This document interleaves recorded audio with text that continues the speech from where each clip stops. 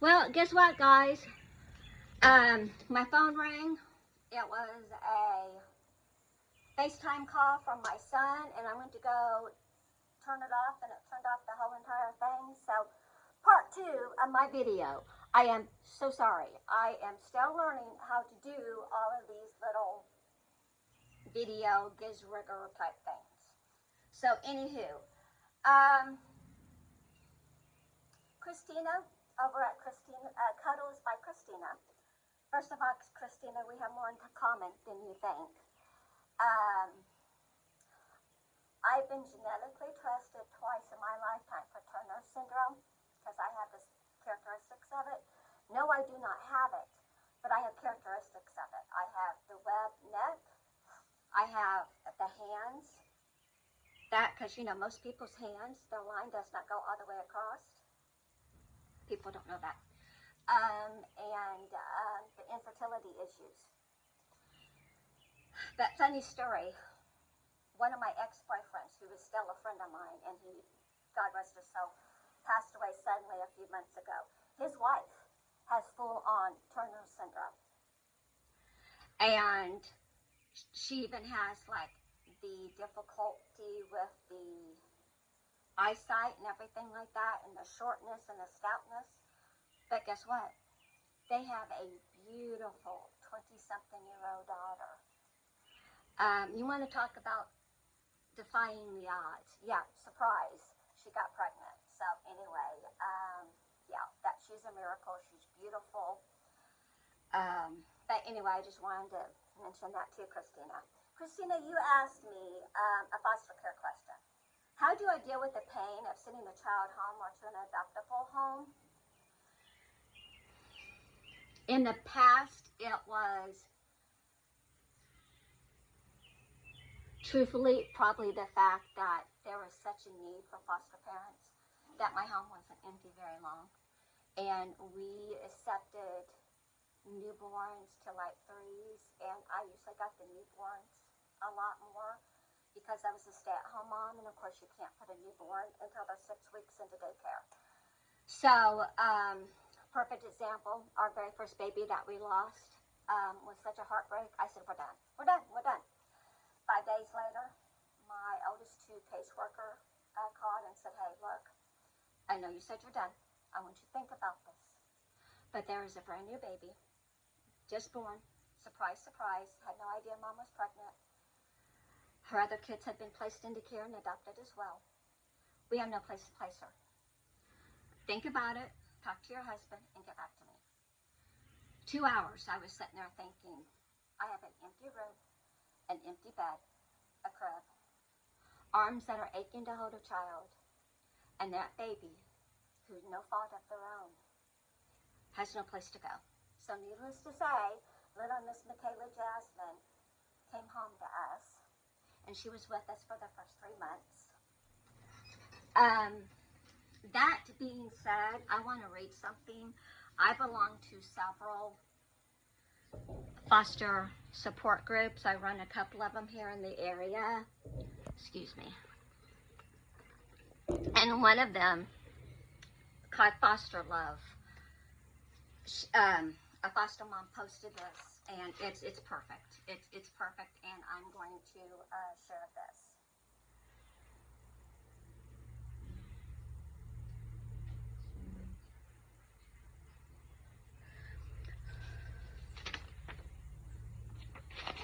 Sorry.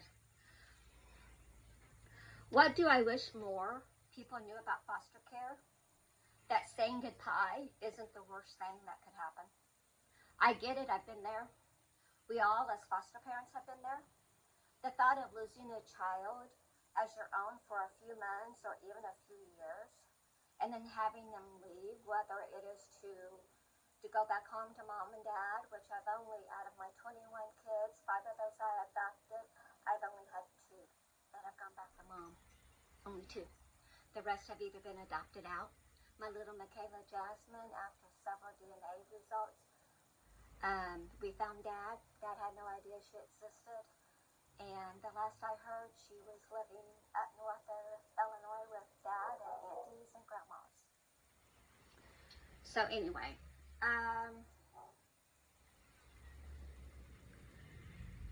It's the thought that spurs that. I could never do that. I get to attach comments all the time. Guess what? That's what we want. We want you to get so attached that you love this child like your own, that your own entire heart breaks. Here's the secret.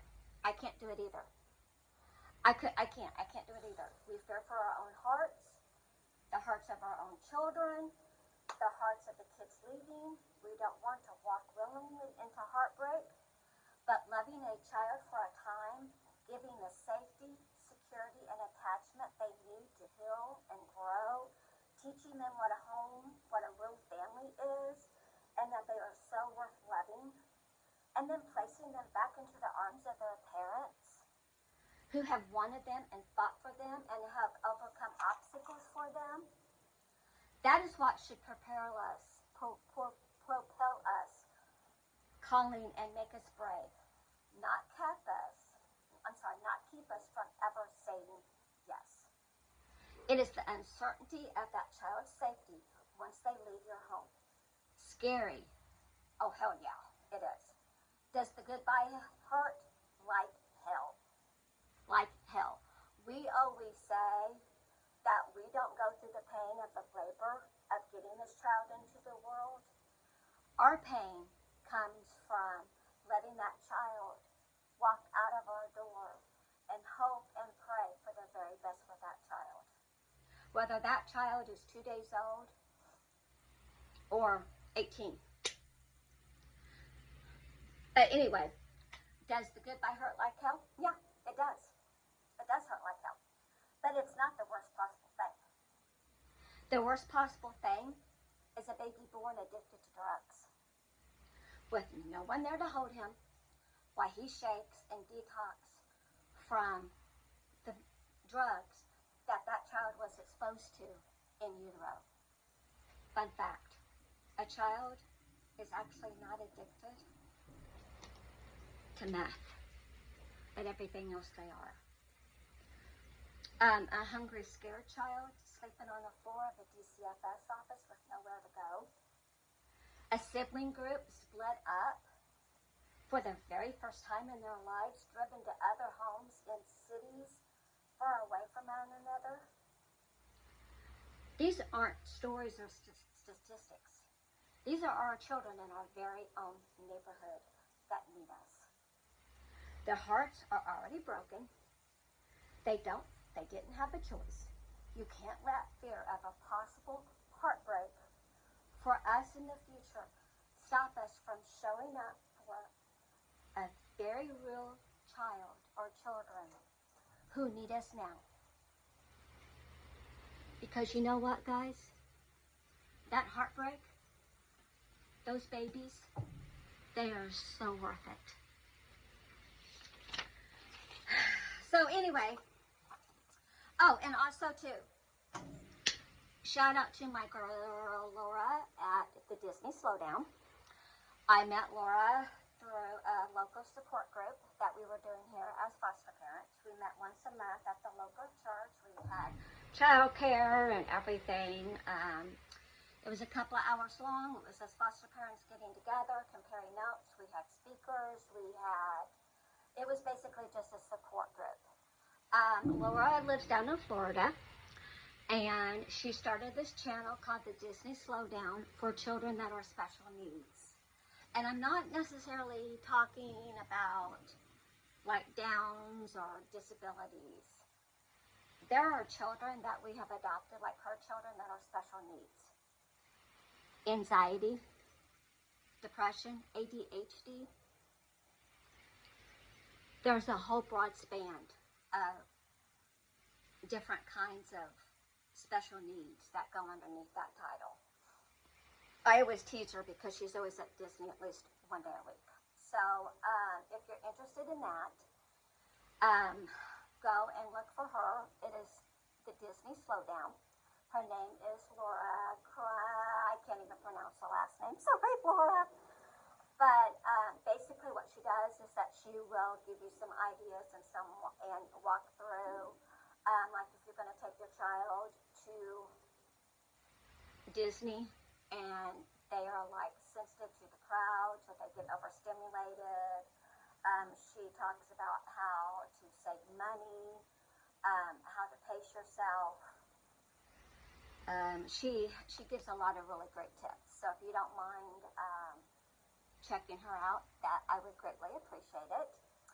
I think that's about it. Me and little Miss Carly and little Mr. Charlie, we all hope that you mamas survive the summer with their kids. And I don't know when I'm going to be back, but I wanted to go ahead and get this done. So, anywho, thank you for stopping by and joining me. I hope you enjoyed my story of Jasper Turtle, and I hope you stuck around on my little lecture on basically why we foster, why I foster. That pretty much summed it up in a nutshell. Just knowing that I have empty arms and a big heart and a home and a bed that a child can come to. Now, we are no longer foster parents. We actually gave up our foster license back in January 2023. We were actually in the process of adopting our little one that we actually brought home from the hospital, but due to a situation that happened back in September 2023 with one of my daughters, let's just say it was the most traumatic thing that I have ever had to deal with in my whole entire lifetime. My whole entire world was turned upside down, and that precious little 22-month-old baby was literally taken out of my arms, and I was told to say goodbye. And yes, I do have broken heart syndrome, and yes, my health has been affected from that. But one day at a time, guys, and your friendship helps. These babies help. Yeah. So anyway, thanks for joining. Thanks for joining. I appreciate it. I don't know when I'm going to be back on. I can tell you that next week I'm going to be busy because my youngest had vacation Bible school, and that following week we are going to go see my mama and dada. Christina, I'm coming to Florida. So anyway, hey, thanks guys. Take care. Love you all. Have a blessed day. See ya.